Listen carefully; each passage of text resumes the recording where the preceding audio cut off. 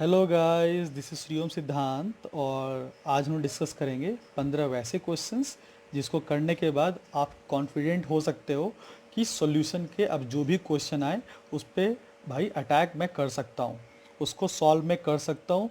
क्योंकि उसको सॉल्व करने के लिए जो कॉन्सेप्ट है वो भी अपने को आता है और लैंग्वेज में जो आपको फंसाया जाता है, लैंग्वेज जो में जो आपको कॉन्फिडेंस को गिराया जाता है, उस लैंग्वेज से भी मैं आपको आज रूबरू कराऊंगा कि ये लैंग्वेज कहना क्या चाहता है। इस तरह के लैंग्वेज या इस तरह के स्टेटमेंट को हम लोग किस तरह से रिजॉल्व करते हैं। तो ये 15 क्वेश्चंस आपको टफ नहीं है, डिफ़िकल्ट नहीं है। These all are very different language based questions. ठीक है बच्चों, जिसको पहली बार पढ़ने पे ऐसा लगेगा कि ये भाई कहना क्या चाह रहा है, तो बस उसके आप अंडरस्टैंडिंग को समझ लो तो फिर क्वेश्चन तो कुछ है ही नहीं। क्वेश्चन की जो सबसे बड़ी प्रॉब्लम होती है कि ये क्वेश्चन कहना क्या चाह रहा है और ये पूछना क्या चाह रहा है, पूछता क्या है, इसको कैसे कैलकुलेट किया जाएगा। इन सब चीज़ों को अगर आप अच्छे से सोच लेते हो तो कहीं भी आप, ऐसा नहीं है कि कॉन्सेप्ट अगर आप जानते हो तो आप इसको सॉल्व नहीं कर सकते।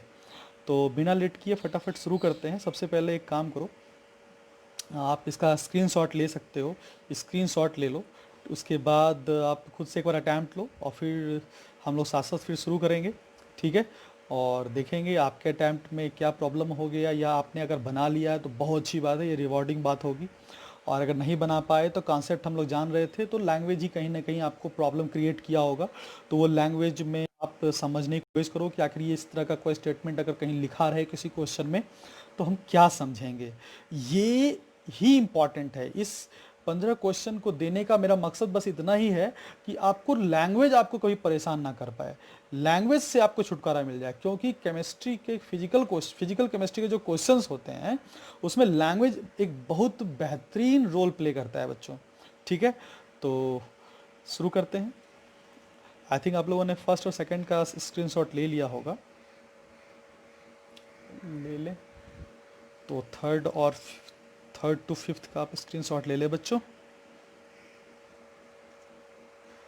आई थिंक थर्ड टू फिफ्थ का स्क्रीनशॉट आपने ले लिया होगा। अब ये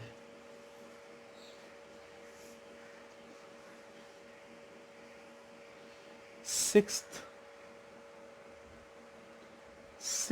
टू एट्थ का आप स्क्रीनशॉट ले लें।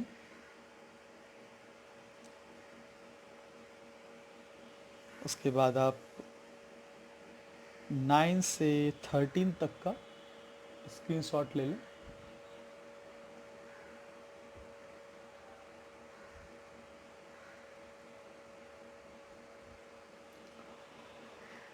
इसके बाद आखिरी के दो क्वेश्चन हैं, उसका आप स्क्रीनशॉट ले लें, 14th and 15th।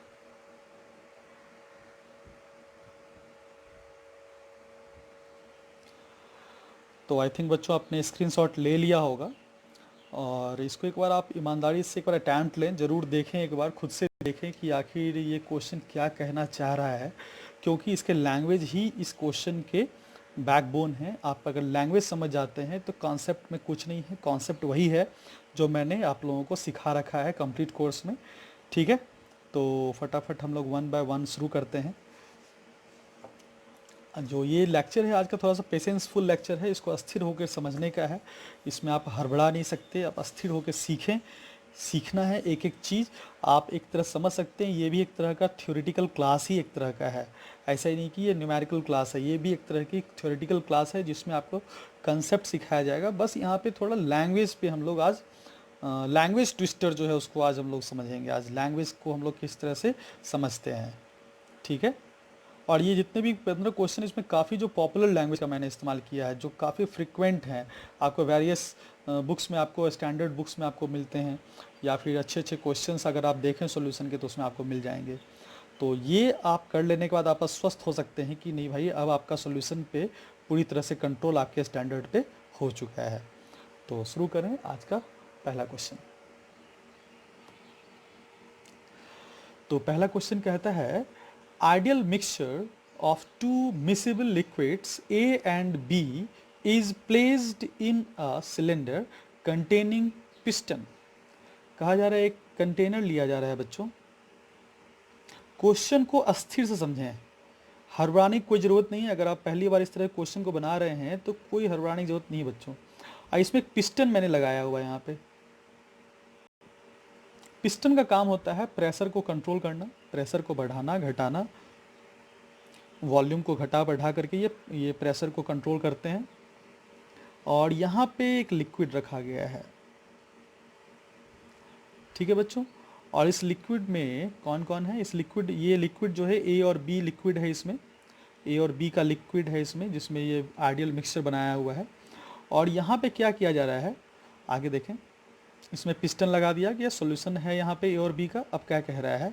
Piston is pulled out isothermally so that volume of liquid decreases.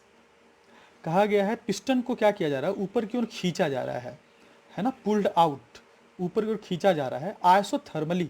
Isothermally means क्या होता है बच्चों? टेम्परेचर को कांस्टेंट रखते हुए। तो अपन टेम्परेचर यहाँ पे कांस्टेंट रख दें पहले, और इसको पिस्टन को ऊपर की ओर पुल करें।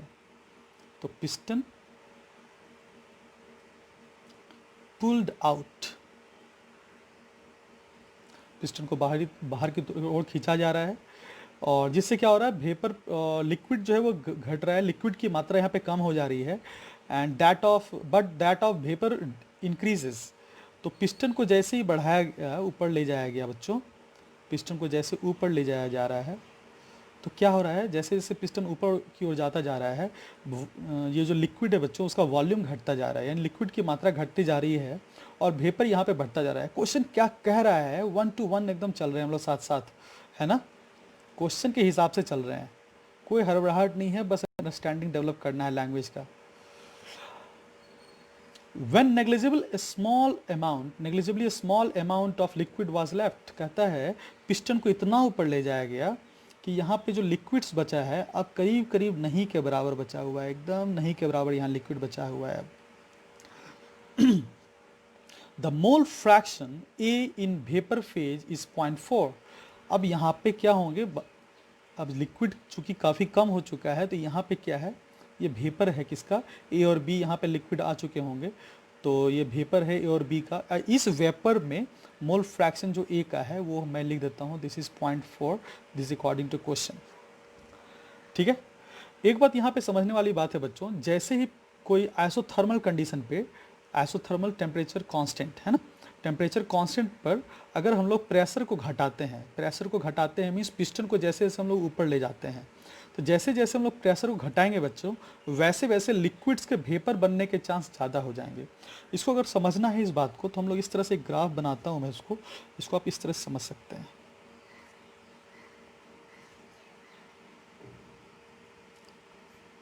जैसे ये याद करो, ये ग्राफ मैंने बताया था जब मैं सॉल्यूशन पढ़ा था, लिक्विड वेपर प्रेशर की बात कर रहा था मैं, और ये बताया था दिस इज लिक्विड सॉल्यूशन, ठीक है। और ये वेपर प्रेशर ऑफ ए याद करो मैंने लिखा था पी ए, ये था पी बी बच्चों, और ये होता है पी ए नॉट, ये होता है पी बी नॉट, ठीक है। ये एज्यूम्ड है कि पी ए नॉट की वैल्यू कम है, पी बी नॉट की वैल्यू ज़्यादा है, एज्यूम्ड है। और यहाँ पे कंपोजिशन होता था, यानी कि मोल फ्रैक्शन आप कह सकते हो, यहाँ पे हम लोग मोल फ्रैक्शन ले लेते थे। तो कहते हैं क्या कि इस प्रेशर पे ये जो भी वैल्यू है प्रेशर का, मान लेते हैं इस लिक्विड की मैं बात कर रहा हूँ, इस कंपोजिशन के लिक्विड का स्टेट देखो यहाँ पे, इसका एक अपना सर्टेन प्रेशर है ना, एक सर्टेन प्रेशर है। अगर इसी प्रेशर को कम कर दिया जाए तो क्या होगा? इस प्रेशर को कम कर दिया जाए तो कहते हैं इसमें जो ग्राफ होता है, इसमें इस तरह से हम बना सकते हैं, और ये वेपर फेज को, ये जो एक्सिस है, ये जो कर्व है, ये जो वेपर फेज को डिफाइन करता है, वेपर फेज को।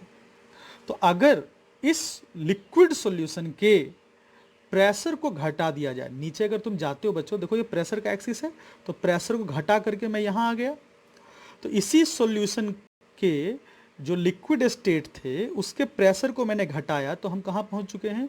उसी सॉल्यूशन के वेपर फेज में पहुँच चुके हैं। तो यहाँ हम लोग देख रहे हैं क्या कि अगर जो प्रेशर को कम कर दिया जाए, तो प्रेशर को कम कर देने से जो लिक्विड है वह वेपर में कन्वर्ट होने लगता है। और जितना ज़्यादा आप प्रेशर को कम करते जाएंगे, एक्सटर्नल प्रेशर है, जितना ज़्यादा आप एक्सटर्नल प्रेशर कम करते जाओगे, उस लिक्विड का अपना वेपर उतना ही ज़्यादा बनता जाएगा। तो यहाँ से हम लोग समझ सकते हैं एक बात को, जनरल आप समझ सकते हो कि higher the value of external pressure lower the chance of vapour, और इसको उल्टा भी कह सकते हैं, lower the value of external pressure higher will be the vapours. तो वेपर की मात्रा बढ़ती है अगर एक्सटर्नल प्रेशर का वैल्यू कम हो जाता है, ठीक है। तो देखो यहाँ पे अब वैल्यू को मैंने यहाँ पे कम किया है, पिस्टन को ऊपर की ओर खींचा जा रहा था ना बच्चों, पिस्टन को ऊपर खींचा जा रहा था, तो पिस्टन को जैसे ऊपर खींचा गया धीरे धीरे के सारे लिक्विड क्या हो गए, वेपर्स में कन्वर्ट कर गए ऑलमोस्ट सारे, और यहाँ पे नेग्लिजिबल अमाउंट ऑफ लिक्विड बच चुका है, नेग्लिजिबल अमाउंट, नेग्लिजिबल अमाउंट, तो नेग्लिजिबल अमाउंट ऑफ सॉल्यूशन है, यानी कि इसमें ए और बी की जो मात्रा होगी नेग्लिजिबल ही होगी। जब सॉल्यूशन ही नेग्लिजिबल है तो इसके कंपोनेंट्स भी नेग्लिजिबल हो जाएंगे, है ना। अब आगे क्या कहता है when negligible small amount of liquid was left, ठीक है। बढ़ाते इतना बढ़ा दिया गया कि लिक्विड्स जो है वो नेग्लिजिबल हो गया, और ये मोल फ्रैक्शन की बात भी हो गई। अब अगला क्या कहता है, if P A not is 0.4 ATM, यानी कि इस लिक्विड में जो पी ए और पी बी है उसके जो पी ए नॉट की जो वैल्यू है, ए और बी का जो प्योर फॉर्म का वेपर प्रेशर है, ये 0.4 ATM दिया गया है, और पी बी नॉट की वैल्यू दी गई है बच्चों, this is given in the question, this is 1.2 ATM, है ना बच्चों। एट द एक्सपेरिमेंटल टेम्परेचर मतलब जिस टेम्परेचर पे हम लोग ये काम कर रहे हैं उसी टेम्परेचर पे ये हम लोगों ने प्योर फॉर्म में ए और बी का वेपर प्रेशर हम लोगों को दिया गया है, और ये तो होना ही था, टेम्परेचर डिफरेंट नहीं कर सकते अदरवाइज कैलकुलेशन में दिक्कत हो जाएगी। तो अब आगे क्या कहता है, calculate the total pressure at which the liquid A is almost evaporated. कहने का मतलब अब आपको वह प्रेशर बताना है, वह टोटल प्रेशर बताना है जिस पर ये हो कि सारा का सारा ऑलमोस्ट सारा का सारा लिक्विड जो वेपर में कन्वर्ट हो चुका हो। तो एक्चुअली देखो क्वेश्चन में तो पहले ही कह चुका था ना कि ये नेग्लिजिबल अमाउंट ऑफ सॉल्यूशन बचा हुआ है। अगर यह बचा हुआ सॉल्यूशन नेग्लिजिबल अमाउंट का है, इसका मतलब इसमें ए भी नेग्लिजिबल होगा और बी भी नेग्लिजिबल अमाउंट में होगा ना बच्चों। तो अब इसी स्टेट पर का जो वेपर बना हुआ है, इस वेपर का अगर हम लोग प्रेशर निकाल दें यानी कि पी टोटल, तो that will be your answer. This PT is your required question. ये पीटी क्या होगा यही पूछा जा रहा है आपको, क्योंकि क्वेश्चन में पहले ही कह चुका था कि प्रेशर इतना घटाया जा चुका है एक्सटर्नल प्रेशर कि वैल्यू जो है सॉल्यूशन का जो अमाउंट है वो नेग्लिजिबल हो चुका है। अब फिर से क्वेश्चन क्या कहा गया इसमें कि लिक्विड ए ऑलमोस्ट खत्म हो जाए, इवेपोरेट कर जाए, तो लिक्विड ऑलमोस्ट तो इवेपोरेट हो ही गया होगा ना जब सॉल्यूशन ऑलमोस्ट खत्म हो चुका है, क्योंकि नेग्लिजिबल अमाउंट ऑफ सॉल्यूशन यहां बचा हुआ है। अब जब ये अवस्था पहले से दी गई है जहां पे ए ऑलमोस्ट नहीं के बराबर है, और उस स्टेट पे पीटी की जो वैल्यू होगी हमको वो निकालनी है, तो यहाँ पे हम लोग याद करो डाल्टन्स लॉ और रॉल्स लॉ दोनों हम लोग पढ़े हुए हैं, दोनों का इस्तेमाल हम लोग कर सकते हैं। तो याद करो हम लोग रॉल्स लॉ से पढ़ते थे। अकॉर्डिंग टू रॉल्स लॉ अगर तुमको याद हो, अकॉर्डिंग टू रॉल्स लॉ काफ़ी इंपॉर्टेंट लॉ है, Rawls law of vapour pressure. Rawls law के तो काफ़ी लॉ थे, ये लिक्विड इन लिक्विड के लिए मैंने बताया था तुम लोगों को, जहाँ पर मैंने कहा था P liquid is equal to P naught liquid into X liquid, ये कहा था। और उसके बाद हम लोगों ने डाल्टन्स लॉ पढ़ाया था। अकॉर्डिंग टू डाल्टन्स लॉ हमने पढ़ा था, according to Dalton's law, Dalton's law क्या कहता था, वो भी लिक्विड इन लिक्विड के लिए था, लेकिन ये वेपर फेज के लिए मैंने एक डिफाइन किया था आप लोगों को, जिसमें मैंने कहा था कि पी लिक्विड जो होता है उसे आप लोग पी टोटल, जिसको आप पीटी में कह रहा हूं यहाँ पे, into mole fraction of the liquid in vapour phase. This is the mole fraction of liquid in the solution phase, this is the mole fraction of liquid in vapour phase. आपको पता होगा ये दोनों लॉ, ठीक है, मैंने लिख दिया लॉ को। अब हम लोग अगर इस दोनों लॉ को हिसाब से देखें तो एक और दो लॉ, इस लॉ को लिखने की जरूरत नहीं है, बस मैं चूंकि समझा रहा हूं इसलिए मैं लिख रहा हूं।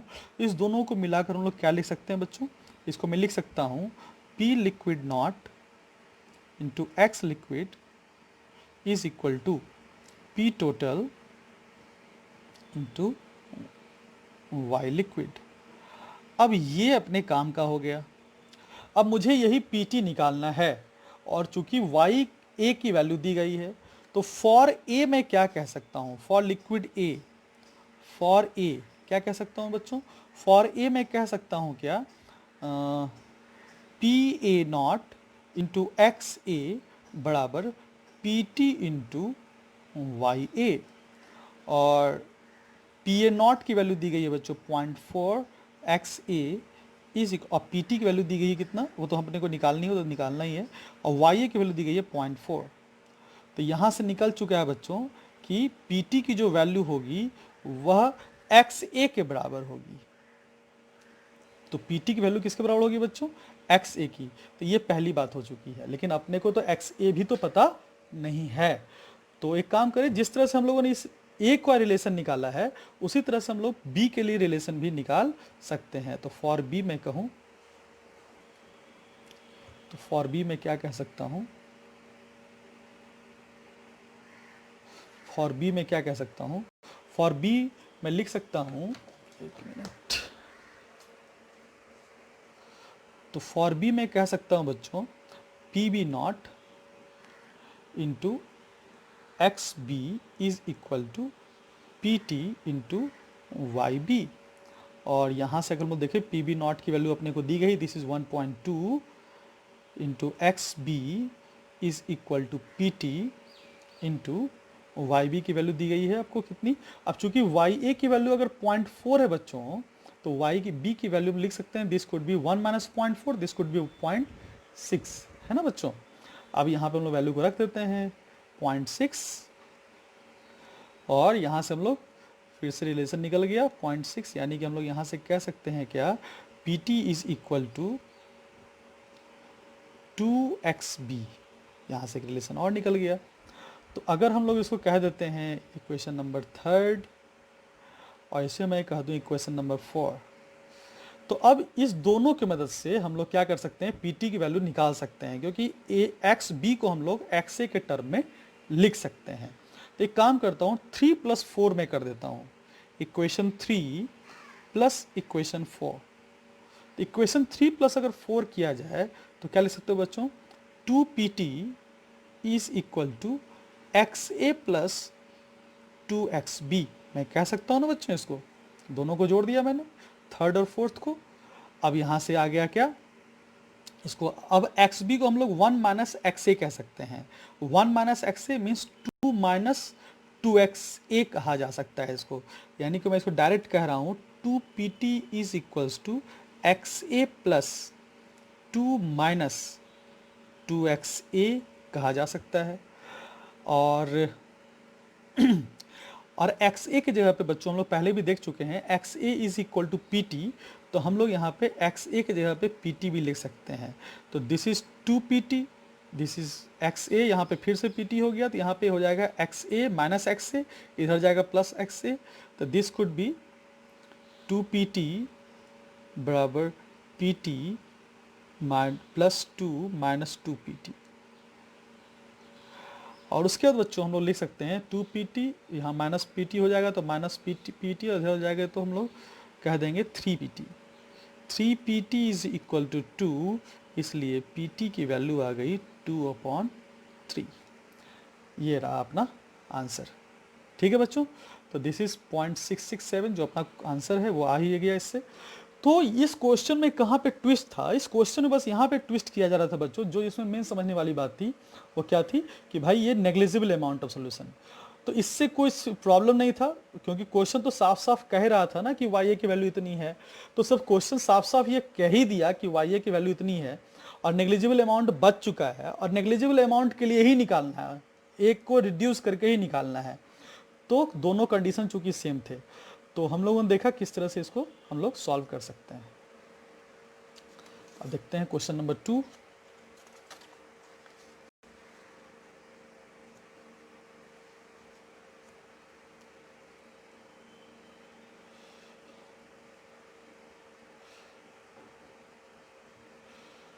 क्वेश्चन नंबर 2 क्या कहता है बच्चों, कहता है the vapor pressure of two pure liquids A and B which forms an ideal solution are 500 and 800 torr. Second number question देखिए बच्चों, ये क्या कह रहा है? कह रहा है कि कोई एक लिक्विड है जिसके प्योर फॉर्म का जो वेपर प्रेशर दिया हुआ है 500 टॉर है, 500 टॉर है, और पीबी नॉट की वैल्यू दी गई है कितनी बच्चों? 800 Tor. A liquid solution of A and B for which the mole fraction of A is 0.6 is contained in a cylinder closed by piston on which the pressure can be varied. अब क्या किया जा रहा है कि एक ऐसा container लिया जा रहा है जिसमें पीछे के क्वेश्चन जैसा ही है बच्चों, जिसमें एक ऐसा पिस्टन लगाया गया है और इस पिस्टन को वैरी किया जा सकता है, मतलब इस पिस्टन को हम लोग ऊपर नीचे कर सकते हैं, ठीक है। और यहाँ पे लिक्विड रखा गया है किस सॉल्यूशन का, इसमें आपका मोल फ्रैक्शन आपका दे दिया गया है, दिस इज 0.6, एक्स ए की वैल्यू 0.6 दे दी गई है, ठीक है। The solution is slowly vaporized at 300 kelvin by decreasing the applied pressure. Obvious है भाई, इस प्रेशर को डिक्रीज किया जा रहा होगा, मतलब पिस्टन को ऊपर की ओर शिफ्ट किया जा रहा है। तो जैसे ही जैसे प्रेशर को घटाया जा रहा है, पी एक्सटर्नल को जैसे डिक्रीज किया जा रहा है, और टेम्परेचर कितने पे, 300 केल्विन पे, जैसे जैसे उसको डिक्रीज किया जा रहा है वैसे वैसे क्या होगा, यहाँ पे वेपर की मात्रा बढ़ जाएगी, ठीक है। तो कहता है P external decreases at temperature 300 kelvin, slowly vaporise at 300 kelvin by decreasing the pressure, then find the composition of the vapour when first bubble is formed. ये बड़ा ही बेहतरीन क्वेश्चन है बच्चों। ये कहा जा रहा है कि मुझे वह प्रेशर बताना है, यानी कि अभी तक कुछ प्रेशर नहीं घटाया गया था, अब प्रेशर को हम लोग कितना घटा के कर दें, घटाते घटाते घटाते हम लोग कहां पे ले जाएं, इस प्रेशर को मैं कितना कर दूं कि इस लिक्विड से अपना पहला वेपर, पहला जो वेपर है, पहला बबल, वो ऊपर की ओर भाग जाए, पहला बबल, फर्स्ट बबल भागे। तो ये फर्स्ट बबल जो आया, पहला बबल मतलब जो सबसे पहले ऊपर की ओर एस्केप किया, इसको हम लोग फर्स्ट बबल कह देते हैं, this is first bubble. Simple सी बात है बच्चों, जैसे जैसे आप प्रेशर घटाते जाओगे, पिस्टन को आप ऊपर लेते जाओगे, तो वैसे वैसे लिक्विड्स के ऊपर का प्रेशर कम होते जाएगा, और लिक्विड्स के ऊपर का प्रेशर कम होते जाएगा तो बच्चों वो किस में कन्वर्ट होना चाहेगा, वो गैस में कन्वर्ट होना चाहेगा, और वो गैस में कन्वर्ट होना चाहेगा तो उसका जो कोई ऐसा होगा बबल जो पहला बार ऊपर की ओर भागा होगा। जो पहला बबल ऊपर गया होगा उसी बबल का क्या बताना है आपको, कंपोजिशन बताना है, यानी कि इसमें आपको बताना है इस फर्स्ट बबल का के अंदर ए की मात्रा का मोल फ्रैक्शन कितना है और बी का मोल फ्रैक्शन, लेकिन चूंकि ये वेपर है इसको हम वाई से रिप्रेजेंट करते हैं, यानी कि वाई ए और वाई बी की वैल्यू बतानी है। ये रहा अपना पहला क्वेश्चन। फिर क्या कहा जा रहा है, and also find the composition of the last droplet, यानी कि यही काम अब फिर से किया गया, प्रेशर को घटाते घटाते घटाते घटाते और आगे ले जाया गया, प्रेशर को फर्दर फिर से घटाया जा रहा है और घटाया जा रहा है, टेम्परेचर को सेम रखते हुए। और इस बार क्या सीन है, इस बार सीन ऐसा है कि पिस्टन को हम लोग इतना ऊपर ले जा चुके हैं कि सारा का सारा वेपर क्या है, यहाँ पे कन्वर्ट हो चुका है, लिक्विड, सारा लिक्विड वेपर में कन्वर्ट हो चुका है, बस लास्ट एक लिक्विड जो है वो बचा हुआ है, एक drop, this is the last drop, this is the last drop, और इसका आपको कंपोजिशन बताना है, यानी कि आपको चूंकि लिक्विड है तो एक्स ए आपको बताना है और इसका एक्स बी बताना है। ये रहा इस क्वेश्चन के बारे में पूरी बात। तो कहा क्या गया, जैसे जैसे आप एक्सटर्नल प्रेशर घटाएंगे वैसे वैसे क्या होगा, लिक्विड्स के गैस बनने की टेंडेंसी बढ़ते जाएगी, और जैसे जैसे लिक्विड के गैस बनने की टेंडेंसी बढ़ते जाएगी तो जो पहला गैस बबल ऊपर की ओर जाएगा उस बबल में ए और बी का मोल फ्रैक्शन कितना है वो बताना है। उसके बाद हम लोग और पिस्टन को ऊपर लेते जाएंगे, और जब तक सबका सब नहीं चला जाए, आखिरी को छोड़कर, आखिरी ड्रॉप जब बचेगा लिक्विड का, उस आखिरी ड्रॉप का आपको क्या बताना है, कंपोजिशन बताना है। This is a very classic question, काफ़ी बार ये क्वेश्चन जो है आपको देखने को मिलेगा, काफ़ी क्लासिक क्वेश्चन है। तो इसको हम लोग देखते हैं कैसे सोचा जाता है। तो ये बात तो आपको समझ में आ ही चुकी है कि जैसे जैसे हम लोग वेपर, जैसे जैसे हम लोग एक्सटर्नल प्रेशर को घटाते हैं या एक्सटर्नल प्रेशर को हम लोग किसी तरह से डिक्रीज करते हैं, चाहे वो पिस्टन उठा के क्यों ना करें, तो वैसे वैसे गैस में बनने के चांसेस उसके बढ़ जाते हैं। तो ये सब बात हम लोग, बेसिक बात हम लोग जान रहे हैं। अब अटैक हम लोग डायरेक्ट क्वेश्चन भी करते हैं। एक एजम्पशन है जो हम लोग करते हैं। तो ये मान लो मेरा फर्स्ट क्वेश्चन है, ये मान लो मेरा सेकंड क्वेश्चन है। तो पहले हम फर्स्ट क्वेश्चन को पे अटैक करता हूं मैं, फर्स्ट पार्ट। अब सुनो ध्यान से, यहां पे जब ये फर्स्ट बबल ऊपर की ओर गया होगा तो हम लोग यहां पे एक नेग्लेक्शन ले सकते हैं क्या, कि यहां के कंपोजिशन में किसी तरह का कोई बदलाव नहीं आया होगा।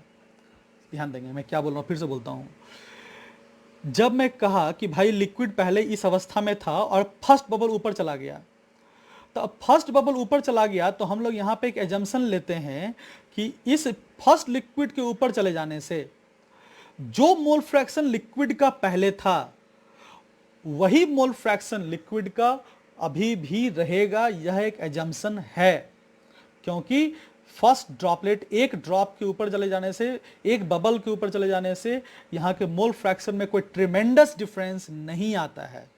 तो यहां का जो मोल फ्रैक्शन है वाई ए का, यानी कि एक्स ए, यहां का एक्स ए का वैल्यू हम लोग फिर से 0.6 ले सकते हैं और यहां के एक्स बी का वैल्यू हम लोग 0.4 ले लेंगे, 1 माइनस 0.6 करके। तो ये हम लोगों ने कैसे लिखा, ये हम लोग ये एजम्पशन करके लिखा, चूंकि भाई फर्स्ट बबल ही तो ऊपर गया है, कोई ज्यादा अमाउंट तो ऊपर गया नहीं। अब ज्यादा अमाउंट ऊपर गया नहीं है तो मोल फ्रैक्शन में ज्यादा का डिफरेंस नहीं आया होगा। अब यहां रहा, ये रहा मेरा composition after the formation of first bubble.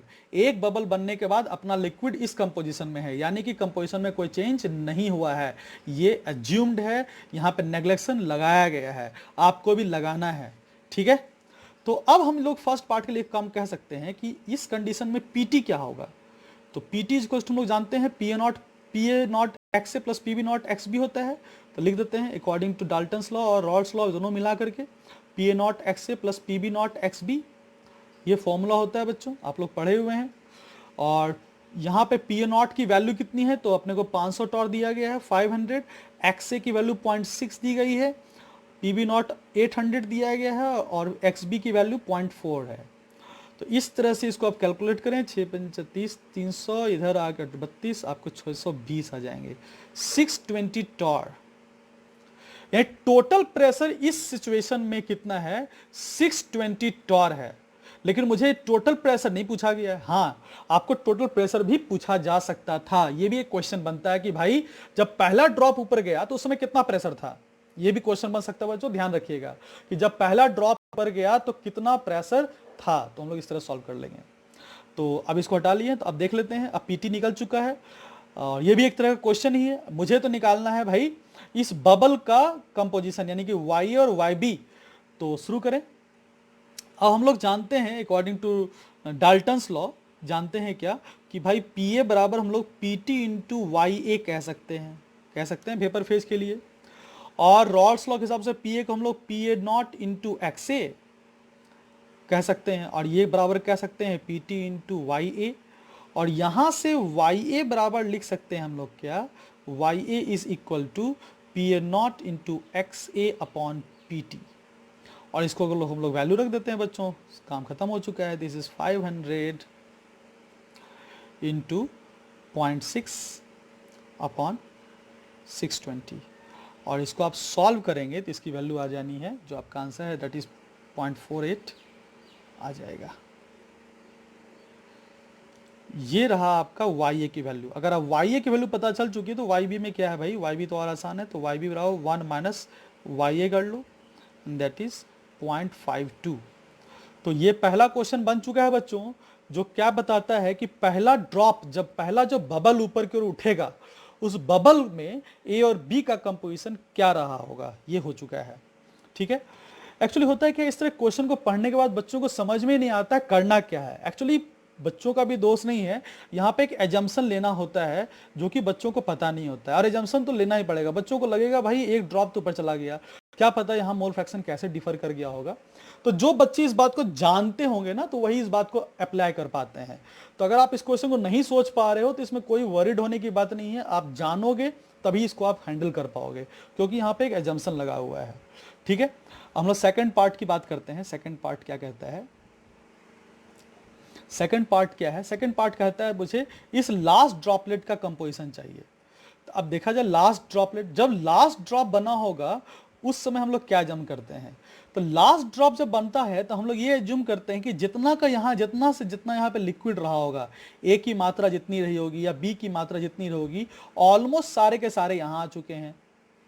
अब जब ए ऑलमोस्ट यहां आ चुका है, बी सारा का सारा ऑलमोस्ट यहां आ चुका है, यहां पे हम लोग नेग्लेक्ट कर लेते हैं, यानी कि ए और बी का जो मोल यहां होगा वही ए और बी का मोल यहां होगा।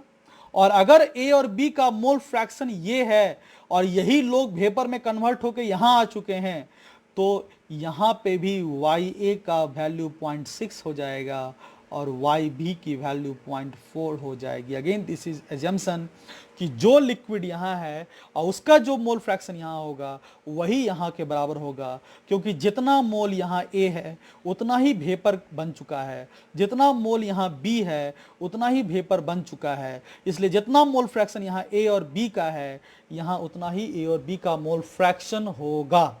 This is the point. अब यहाँ पे हम लोग क्या करें, अपना निकालना है इसके एक्स ए और एक्स बी की वैल्यू। तो फिर से शुरू करें अकॉर्डिंग टू डाल्टन्स लॉ। तो हम लोग जानते हैं P A is equal to P T into Y A, और रॉल्स लगाते हैं P A not into X A is equal to P T into Y A, और पी ए नॉट की वैल्यू अपने को दी गई है बच्चों, दिस इज 500, और एक्स ए की वैल्यू अपने को निकालनी है, और पी टी की वैल्यू अपने को दी गई है, दिस इज पी टी की वैल्यू तो अपने को पता नहीं ना, तो पी टी की वैल्यू भी निकालना पड़ेगा। अभी हम लोग ये पी टी नहीं ले सकते ना, क्योंकि ये पी टी जो था वो फर्स्ट ड्रॉप के लिए था, ये पी टी जो है वो लास्ट ड्रॉप के लिए होगा, ये अलग प्रेशर है, ये अलग प्रेशर होगा। तो ये पी टी रहने दो। वाई ए के जगह पे हम लिख सकते हैं कितना, तो हम लोग लिख सकते हैं वाई ए के जगह पे हो जाएगा 0.6। तो यहाँ पर रिलेशन निकल चुका है क्या, आपका P T is equal to क्या हो जाएगा, तो 500 इंटू एक्स ए बाय 0.6। और जिस तरह से हम लोग ये पी टी ए के टर्म में डिफाइन किए हैं, हम लोग पी टी बी के टर्म में भी दिखा सकते हैं। तो सिमिलरली लिख सकते हैं हम लोग, सिमिलरली पी बी लिख सकते, पी टी लिख सकते हैं in the terms of B. तो क्या हो जाएगा, 800 हो जाएगा, 500 की जगह पे 800, एक्स ए की जगह पे एक्स बी, और 0.6 है तो 0.6 की जगह पे 0.4। ठीक है, अब यहाँ पे निकल चुका है अपना पी टी का रिलेशन 2 आ चुका है। आप दोनों को इक्वलाइज कर सकते हैं, तो दोनों को इक्वलाइज करके हम लोग एक्स ए को तो हम लोग एक्स बी के टर्म में, या एक्स बी को हम लोग एक्स ए के टर्म में लिख सकते हैं। ठीक है, तो अब लोग हम लिख सकते हैं इसको हम लोग मान लो 1, इसको मान लो 2, लिख सकते हैं बच्चों 500 into X A by 0.6 is equal to 800 into X B 0.4। अब ये ख़त्म हुआ, ये ख़त्म हुए। अब यहाँ पे 4 2 जा 8, अब यहाँ पे एक्स ए और एक्स बी का रिलेशन आ चुका है बच्चों। तो यहाँ पे एक्स ए बराबर आ जाएगा 12/5। तो यहाँ पे एक्स ए बराबर लिख सकते हैं हम लोग क्या, 12/5 एक्स बी। ठीक है, लेकिन मुझे एक्स और एक्स बी सेपरेट चाहिए ना, तो एक काम करते हैं एक्स बी को हम लोग एक्स ए के टर्म में ले लेते हैं ना, क्या दिक्कत है इसमें, तो लिख लेते हैं। तो या फिर इसको पहले इधर कर देते हैं, हम लिख सकते हैं 5xa बराबर 12 into 1 minus X A, and this is 5xa is equal to 12 minus 12xa, और इधर जाएगा तो 17, तो 17xa इज इक्वल टू 12। तो इसलिए बच्चों यहाँ पे अपना xa निकल चुका है, तो xa is equal to 12/17 and that could be 0.7, है ना। अब एक्स ए की वैल्यू 0.7 हो चुकी है, अब एक्स ए की वैल्यू 0.7 है, तो हम लोग लिख सकते हैं एक्स बी की वैल्यू क्या होगी, 1 माइनस 0.7 दैट कुड बी 0.3।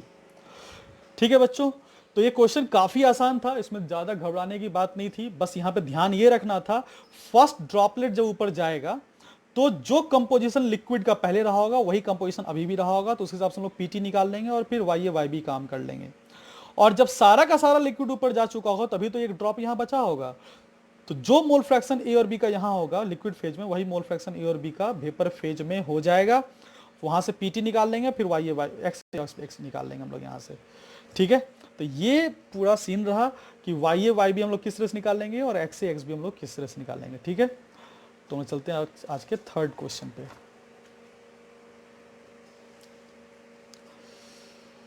आज के जो 15 क्वेश्चन, इसमें मैंने टोटल 6 क्वेश्चन वेपर प्रेशर के लिए हैं और 2 क्वेश्चन है वो क्लासिस क्लैपेरियन इक्वेशन के हैं और फ्रैक्शनल डिस्टिलेशन के हैं, और बाकी जो क्वेश्चन हैं वो सारे आपके कॉलिगेटिव प्रॉपर्टीज़ के हैं। तो ये 2 क्वेश्चन हो चुके हैं। थर्ड क्वेश्चन देखें।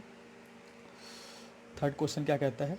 कहता है sample of air is saturated with benzene, जिसका वेपर प्रेशर दिया हुआ है 100 mm एच 298 केल्विन। तो इसका यानी कि टोटल प्रेशर दिया at 298 kelvin, this is 750 mm H pressure. तो पीटी आपको दिया गया बच्चों, पी टोटल आपको दिया गया कितना? ये दिया गया आपको 750 mm ऑफ एच जी। तो PT is 750 mm of H G. तो कह रहा है भाई एक एयर और बेंजीन का मिक्सचर है जो सैचुरेट किया हुआ है। सैचुरेट मतलब उससे ज़्यादा बेंजीन उसमें नहीं घुल सकता एयर में, और उसका total pressure 750 mm of H जी दिया हुआ है, जिसको मैंने यहाँ पे लिख दिया है। और जो अपना वेपर प्रेशर है बेंजीन का वो 298 केल्विन पे 100 mm दिया हुआ है। तो एक तरह से ये प्योर फॉर्म की बात की जा रही है। तो पी नॉट बेंजीन को बी से लिखें तो पी नॉट बी दिया हुआ है, वो 100 mm ऑफ एच जी दिया हुआ है। तो ये सारा सीन है। अब क्या कहता है, if it is isothermally compressed.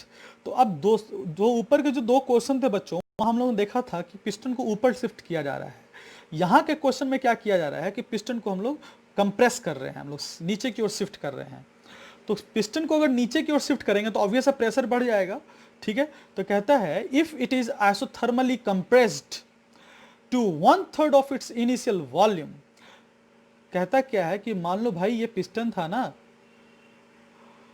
ये पिस्टन था, ठीक है, और यहाँ पे आपके जो गैसेस रखे हुए थे विथ बेंजीन,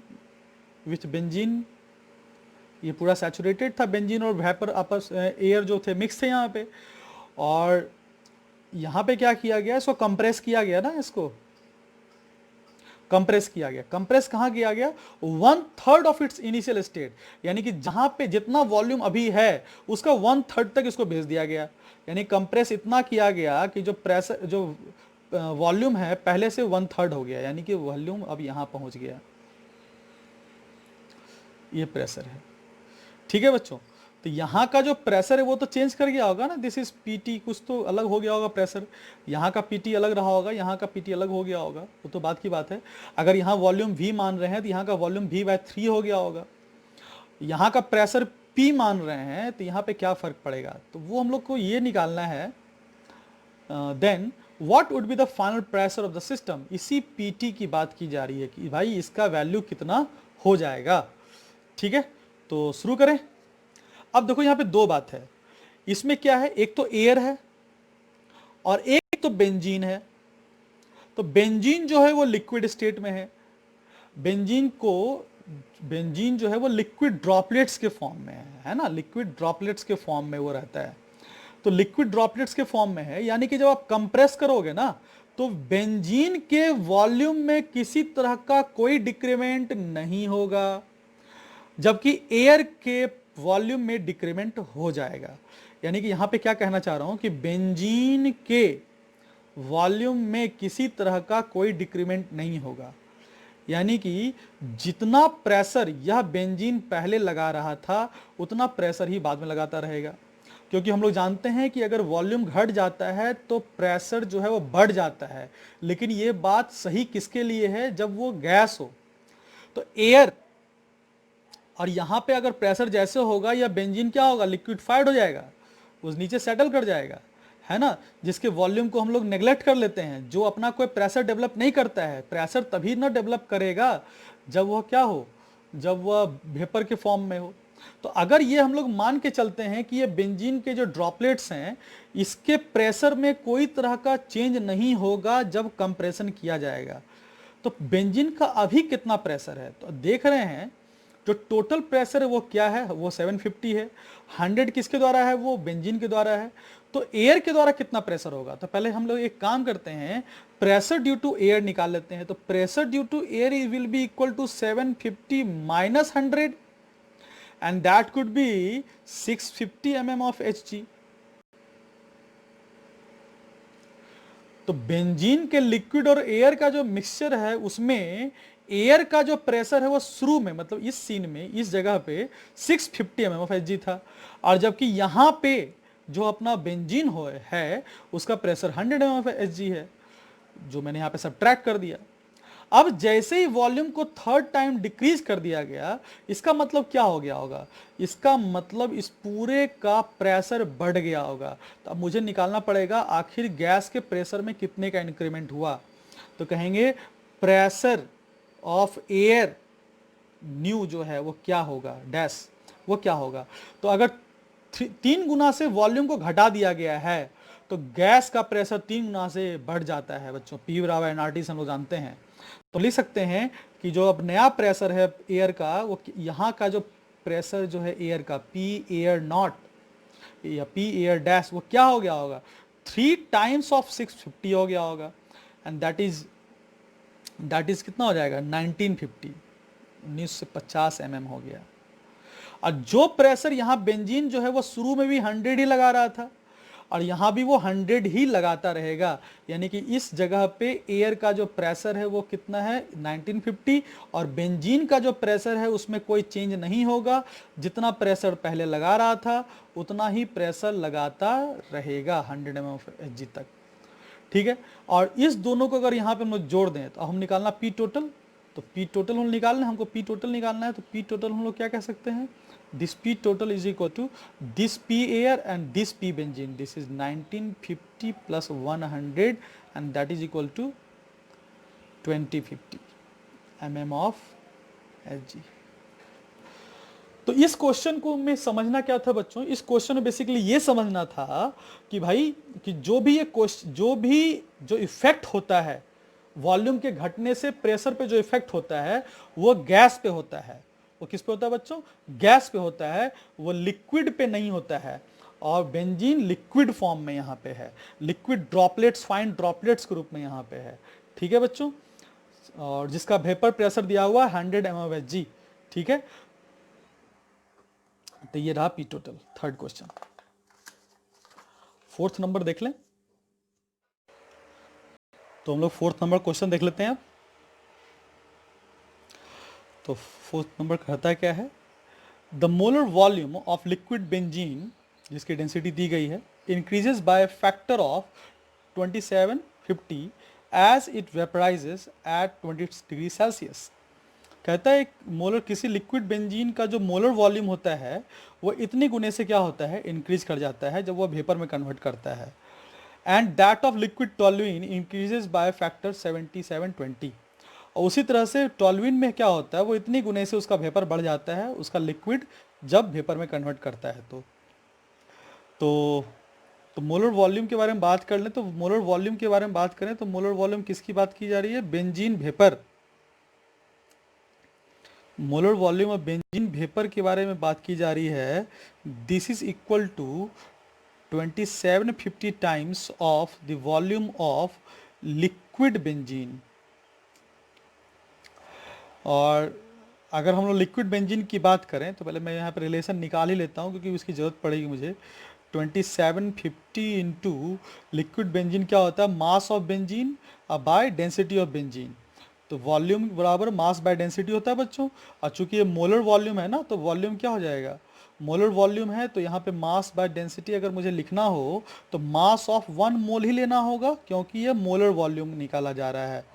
तो इसका जो फॉर्मूला होता है C6H6 होता है। तो this is 2750 into mass of 1 mole that is 78 में बेंजीन का मॉलिक्यूलर वेट, और density is given this is 0.877। ठीक है, इसको कैलकुलेट कर लें। तो इसको कैलकुलेट कर लेते हैं, तो हम इसको देख लेते हैं, खुद से कैलकुलेट करते हैं। दिस इज़, इसकी जो वैल्यू आ रही है 244.58 लीटर, ये लीटर में आ रही है। इसका आंसर ऐसे मिलीलीटर में निकलता, लेकिन ये लीटर में आ रहा है। उसी तरह से हम लोग निकाल लेते हैं मोलर वॉल्यूम किसका, टॉल्यूइन वेपर का, टॉल्यूइन वेपर का निकाल लेते हैं बच्चों। और this is equal to, this is 7720 times of volume of liquid toluene, liquid toluene, and this is 7720, because ये जो एक मोल का वॉल्यूम है, तो यहाँ पे जो मास में लिखूँ, वॉल्यूम की जगह पे क्या लिख सकता हूँ मैं, mass of toluene by density of toluene. तो मास में क्या लिखूंगा, एक मोल का, क्योंकि ये मोलर वॉल्यूम है बच्चों, तो ये मैं लिख सकता हूँ क्या, 7720 इंटू टॉल्यूइन का फॉर्मूला C6H5CH3, और इसका मॉलिक्यूलर वेट 92 होता है बच्चों, तो जाएगा 92, और इसकी डेंसिटी दी गई है 0.867, और इसको अगर आप कैलकुलेट करें तो इसकी वैल्यू आ रही है 819.19 लीटर। ठीक है, तो मुझे क्या निकल चुका है, दोनों का मोलर वॉल्यूम निकल चुका है। अब क्या कहा जा रहा है, ये रिलेशन मैंने यहाँ तक पढ़ के निकाल लिया। अब क्या कहा जा रहा है, a solution of benzene and toluene at 20 degree celsius has a vapour pressure of 46 torr. एक सॉल्यूशन है जिसका टोटल प्रेशर कितना दिया हुआ है, 46 टॉर। तो हम लिख लेते हैं टोटल प्रेशर 46 टॉर है, क्वेश्चन कह रहा है। तो P टोटल इज 46 टॉर। ये कहा जा रहा है find the mole fraction of benzene in the vapour above the solution.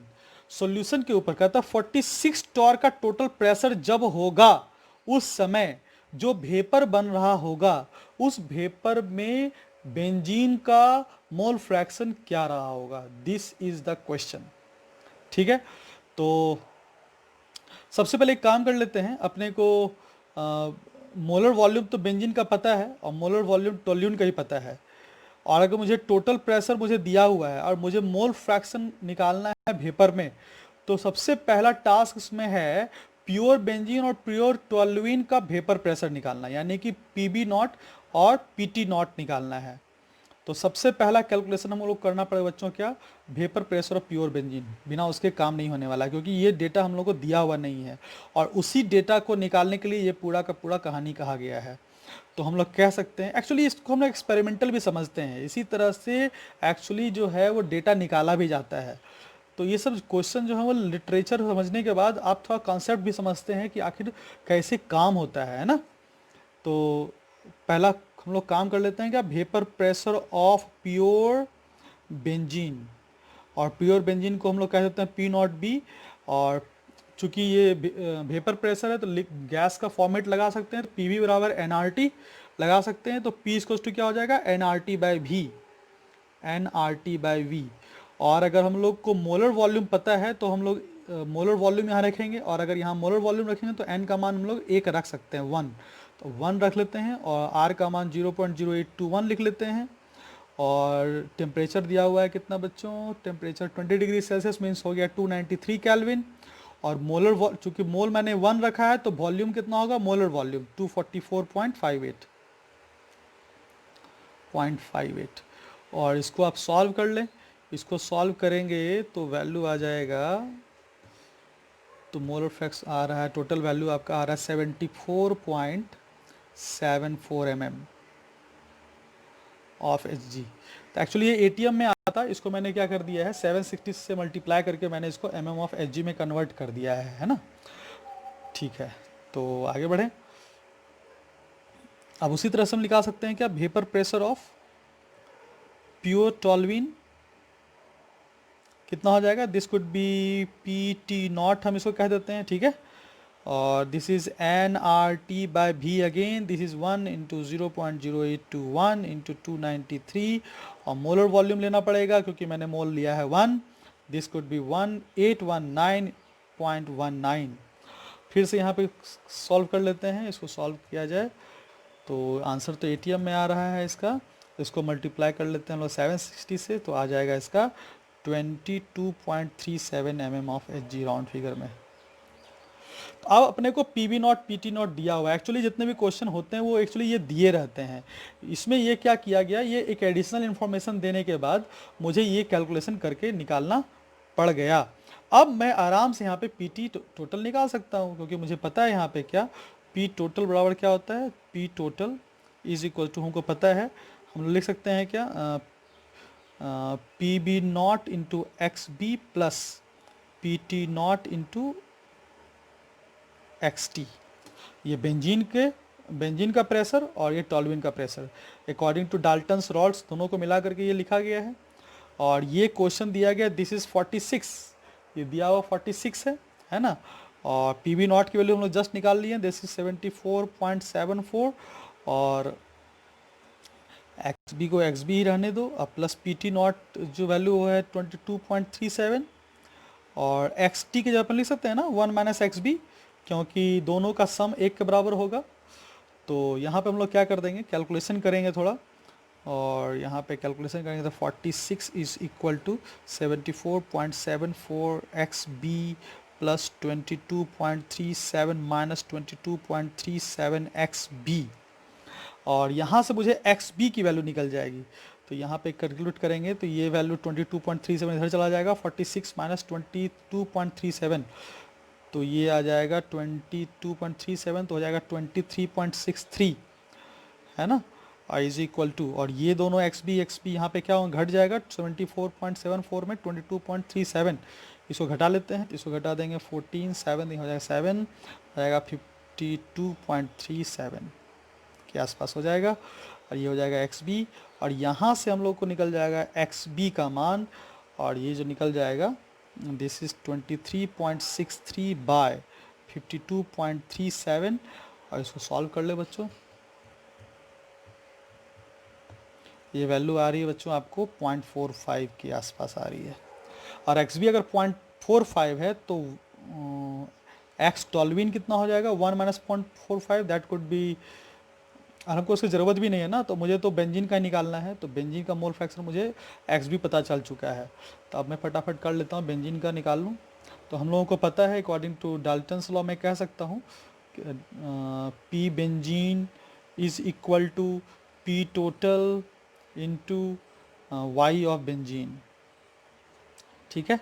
और पी बेंजीन के जगह पर हम लोग क्या कह सकते हैं, रॉल्स की जगह लगा सकते हैं P B naught into X B बराबर पी टोटल का मान हमको पता है 46 रख ही दिया जाए, और वाई बेंजीन हमको रखने दो, वाई बेंजीन लगा दिया यहाँ पे, वाई बेंजीन तो अपने को निकालना ही है, क्योंकि तो पी बी नॉट का मान हम लोगों ने निकाल रखा है, दिस इज़ 244.58, और एक्स बी का मान मुझे पता है, सबका मान मैं फटाफट रख देता हूँ 0.45, तो पी बी नॉट का मान कितना हो जाएगा 24, सॉरी यहाँ है पी बी 74.74, तो बी एम है ना यहाँ 74.74, और एक्स बी की वैल्यू तो मुझे दी गई, निकाल लिया था मैंने, एक्स बी की वैल्यू मैंने निकाला था, this is 0.45, this is 46 into Y of benzene. अब यहाँ पे हम लोग कैलकुलेट कर लें तो Y of benzene is equal to 74.74 into 0.45 by 46, और यहाँ को सॉल्व कर लें बच्चों, 7474 मल्टीप्लाई 0.45 46, यह आ जा रहा है 0.73, ठीक है बच्चों। तो यहाँ पे क्वेश्चन क्या समझाना था, यहाँ पे आपको दिया गया था लिक्विड बेंजीन के रिस्पेक्ट में आपको वेपर बेंजीन का आपको टर्म दिया हुआ था, एक रिलेशन दिया हुआ था, जिसके मदद से आपको मोलर वॉल्यूम निकालना था, और मोलर वॉल्यूम की मदद से आपको प्योर बेंजीन का वेपर प्रेशर निकालना था, और उसी तरह से प्योर टॉल्यूइन का वेपर प्रेशर निकालना था। उसके बाद आपको पी टोटल आपको दे दिया गया था, और उसके बाद आपको वाई भी निकालना था, वेपर प्रेशर, वेपर में बेंजीन का जो मोल फ्रैक्शन उसकी वैल्यू निकालनी थी। दैट इज़ वेरी कॉम्प्लिकेटेड है ना, इधर से उधर जाना था। तो क्वेश्चन में आपका रिक्वायरमेंट वाई बी था, वाई बी निकालने के लिए आपको क्या चाहिए, एक्स बी चाहिए, और एक्स बी निकालने के लिए आपको कौन मदद करेगा, पी टोटल करेगा, लेकिन पी टोटल के लिए कौन चाहिए, पी ए नॉट और पी बी नॉट चाहिए, मतलब प्योर फॉर्म में लिक्विड का प्रेशर चाहिए। अब उसको निकालने के लिए अपने को ये रिलेशन दिया गया। तो अगर मैथड से सोचोगे तो कोई कॉम्प्लिकेशन नहीं, ठीक है बच्चों। तब चलते हैं हम लोग अगले क्वेश्चन नंबर 5। तो पांचवा नंबर क्या कहता है देखा जाए। इसमें कहा जा रहा है two beakers A and B present in a closed vessel. एक क्लोज वेसल लिया जाए, इस तरह से एक क्लोज वेसल बनाया जा रहा है बच्चों, ठीक है। और इसमें दो कंटेनर है, एक है ए, एक है बी। इस तरह क्वेश्चन मैंने डिस्कस किया था, याद करो, जब मैं एक सॉल्यूशन पढ़ा रहा था तो पेपर प्रेशर में, ठीक है। और एक का नाम एक है, ए है, बी है। ए के बारे में कहा जा रहा है beaker A contains 152.4 gram aqua solution of urea. इसके बारे में कहा जा रहा है ये यूरिया सॉल्यूशन इसमें है, जिसमें जो इसका मास दिया गया है सॉल्यूशन का, दिस इज 152.4 ग्राम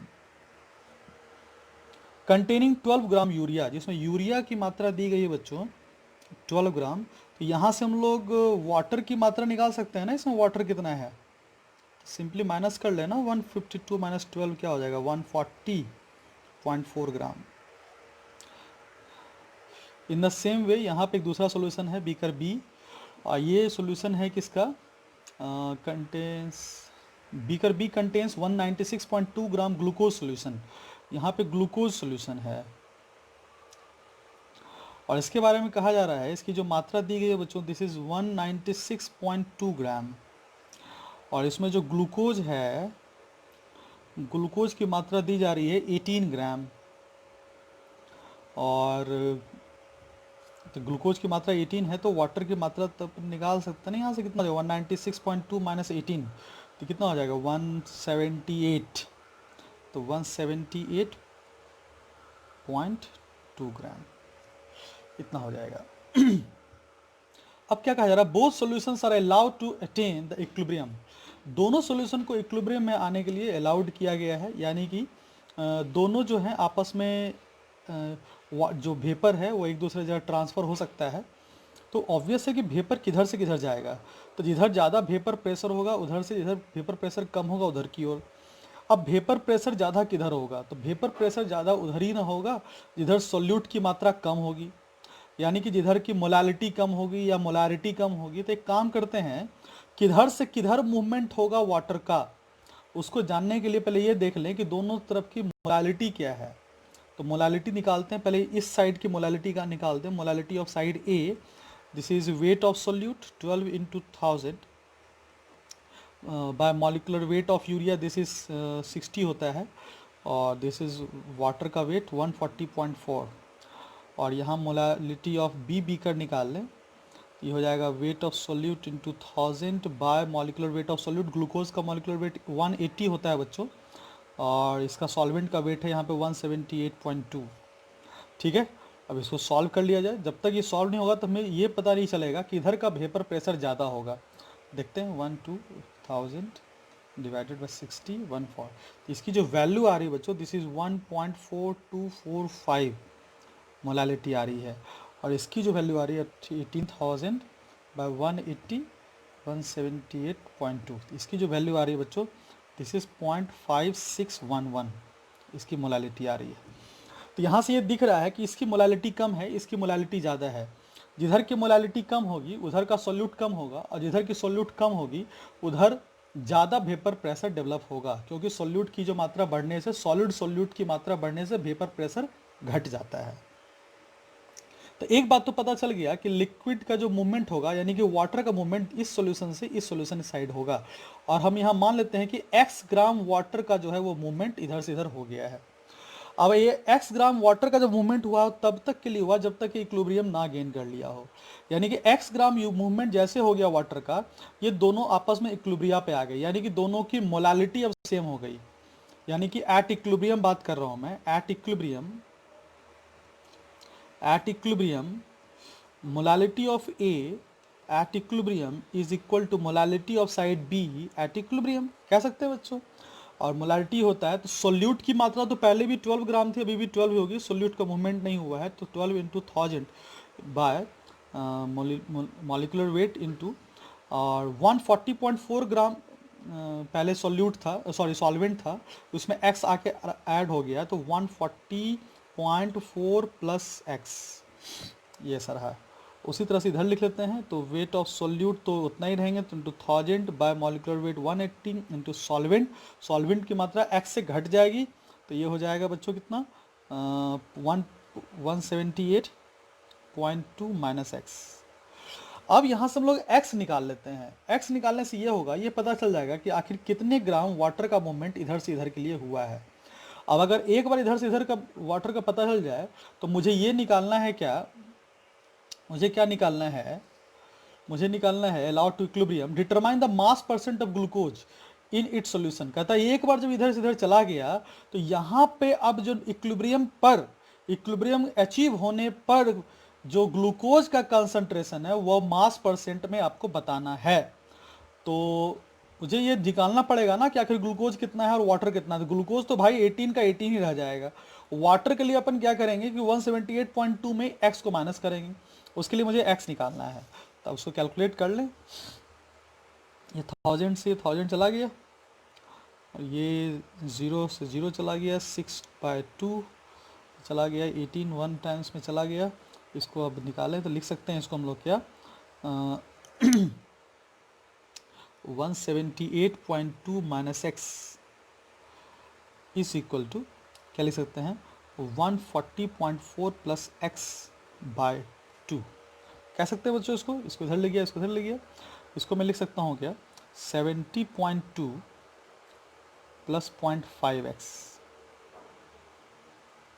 कह सकते हैं, ठीक है।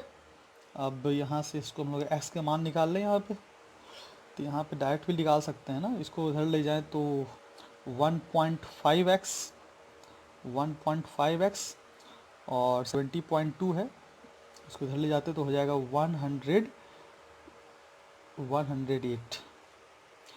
तो ये 108 आ जा रहा है यहाँ पे। तो अब इसको हम लोग सॉल्व कर सकते हैं, तो यहाँ से x का मान कितना आ जाएगा, तो इसलिए x बराबर यहाँ पर आ जाएगा कितना, तो 3/2 यानी 2/3 339 यहाँ पे हो जाएगा 72, ठीक है। तो 72 आ जाएगा बच्चों यहाँ पे। अब यहाँ से क्या करना है हमको, 72 ग्राम निकल चुका है x का, अब हमें निकालना है ग्लूकोज इक्विलिब्रियम पे कितना परसेंटेज शो कर रहा है, तो वो निकालना है। तो परसेंट, इसलिए एट इक्विलिब्रियम परसेंटेज W/W क्या हो जाएगा, तो percentage W weight of solute, weight of glucose कितना है बच्चों 18, अब बाय सॉल्यूशन आपका कितना है, तो पहले वाटर कितना हो गया, तो वाटर तो आपका हो गया ना 178.2 वाटर पहले से था और 72 ग्राम वाटर बाहर से आ गया, तो टोटल वाटर आपके कितने हो गए, तो वो निकालना पड़ेगा।